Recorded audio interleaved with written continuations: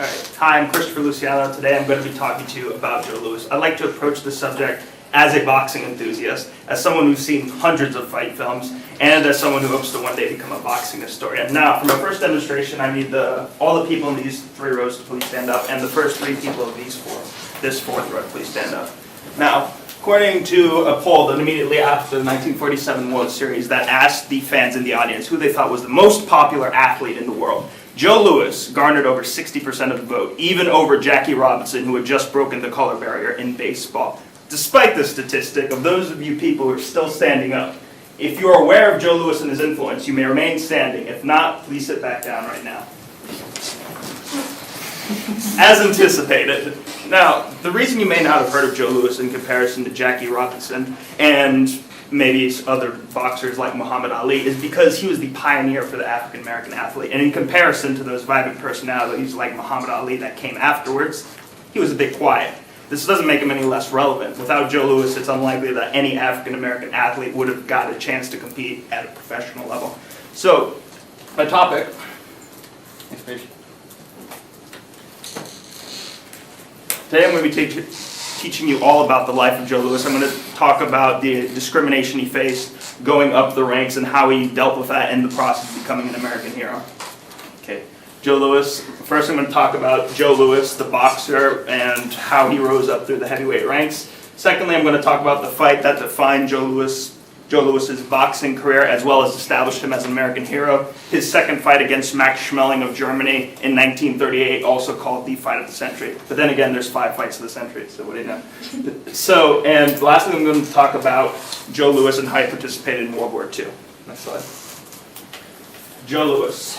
My information from this side comes from Chris Mead and his book, Champion Joe Louis, Black Hero in White America, which is a great book if you're looking to learn some stuff about Joe Louis. Now, Joe Louis came in the shadow of Jack Johnson. Jack Johnson, for those of you in the audience who do not know, was the first African-American world heavyweight champion, and he ruled the heavyweight division from 1908 till roughly 1915. During that time, he was the most hated African-American in America, if not the world. He was everything that gave the white establishment a heart attack. He was cocky, he was arrogant, he dominated all the white challengers of his day, and in his era, which was Jim Crow South, he openly went around dating white women, which was something that was obviously frowned upon in Jim Crow South.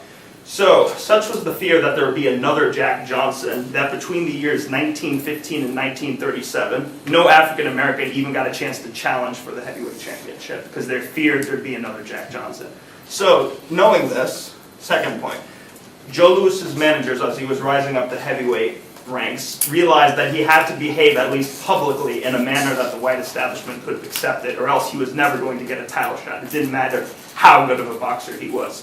So they gave him a list of rules which he was to follow at all times, based on not following Jack Johnson's behavior. To show you how adamantly he protected this carefully crafted image, he wouldn't even eat watermelon, which was his favorite food, out of fear it would feed that black stereotype. And by being this humble African American, he gets a title shot in 1937, and he wins the championship by knocking out James J. Braddock in the 8th round. This sets up the fight of the century. Next page. Okay. The fight of the century, his second fight versus Max Schmeling of Germany. Now, my information from this side comes from Robert Drake and his article, Joe Louis, the Southern Press, and the Fight of the Century, and Louis Ehrenberg and his book, The Greatest Fight of Our Generation, Louis versus Max Schmeling. This fight had political undertones. This fight came around 1938. Around this time, Hitler's intentions are finally becoming known to the American public. Though he had actually taken power in 1933, it wasn't until 1938 where the Americans started realizing what he was doing overseas. And because of that, this was not seen as just a fight. This was seen as technically America versus the Nazi regime, with Max Schmeling representing the Nazi Party, Joe Louis representing democracy. To show you how important this political event was, 3 weeks before the fight, Franklin Delano Roosevelt, the acting president of the United States of America, calls Joe Louis to the White House. When Joe Louis arrives, he walks up to Joe Louis, feels his bicep, and says, "Joe, we're going to need guns like yours for democracy." This was the greatest political sporting event of all time. Now, the second point, to show you how big this fight actually was. Estimated over 70 million people were listening to the broadcast internationally. This was the fight of the century, and Joe Louis did not disappoint. The fight itself was very short. Joe Louis came in like a house of fire,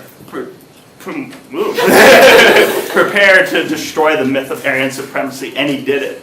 2 minutes and 4 seconds into the very first round, he had destroyed the myth of Aryan supremacy. But this itself, next slide, was not enough for Joe Louis. He still wanted to take away that stigmatism for him. So he jumped at the chance to help his government in World War II. And my information for this slide comes from Marilyn Ross's article, Anatomy of a Race Icon. During World War II, he wasn't in the actual front lines, but he fought exhibitions for an estimated over 2 million troops. During this time, he donated over $100,000 to the war effort, which is the equivalent to about $1 million to $2 million in today's money. And lastly, doing this, he increased his popularity even amongst his harshest critics. And just to summarize Joe Louis and his boxing influence and cultural influence, he rose from Jack Johnson's shadow to become the second African-American world heavyweight champion in history. And he ruled from 1937 to 1949, the longest reign in boxing history. Became an American hero upon defeating Max Schmeling of Germany in 1938. And during his tenure in World War II, he donated over $100,000 to the war effort. I'd just like to end with a famous quote by one of the boxing journalists of his day. There was a very racist journalist. He said Joe Louis was a credit to his race. And I'd just like to finish by quoting the boxing journalist Jimmy Cannon here. You're right, Joe Louis was a credit to his race, the human race. Thank you very much. That was a lot of information. Good job. Okay. Sources. 4 on 4. 4 on 4. Okay. Non-fluencies. And my other non-fluencies.